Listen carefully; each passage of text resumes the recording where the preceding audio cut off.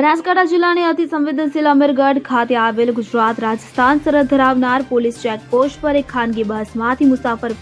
પાસેથી ચરસ પકડાતા પોલીસને સફળતા મળી છે કે જેમાં અમીરગઢ પોલીસ બોર્ડર ચેકપોસ્ટ પર રૂટીન ચેકિંગ કરી રહી હતી તે દરમિયાન રાજસ્થાન તરફથી ખાનગી બસ આવતા તેને રોકાવી અંદર બેઠેલા એક ઇસમની તપાસ કરતા તેની બેગમાંથી ચરસ મળી આવ્યું હતું કે જેથી પોલીસે ઇસમની અટકાયત કરી આગળની તપાસ હાથ ધરી છે। બનાસકાંઠાની રાજસ્થાન સરહદ પર આવેલી ચેકપોસ્ટમાંથી અતિ સંવેદનશીલ ગણાતી અમીરગઢ ચેકપોસ્ટ પર ફરજ પરના પોલીસ કર્મચારીઓ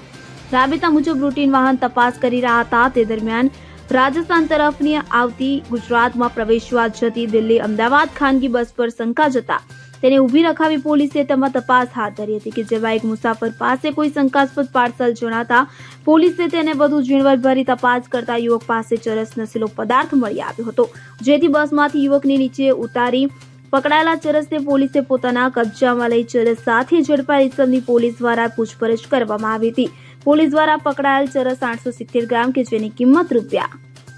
નીચે મુજબ મોબાઈલ રોકડ રકમ સહિત કબજે લઈ પકડાયેલ ઇસમને વધુ તપાસ હાથ ધરી હતી। Bureau report CN24। હવે જુઓ દેશ દુનિયાની તમામ ખબરો તમારી આંગળીના ટેરવે।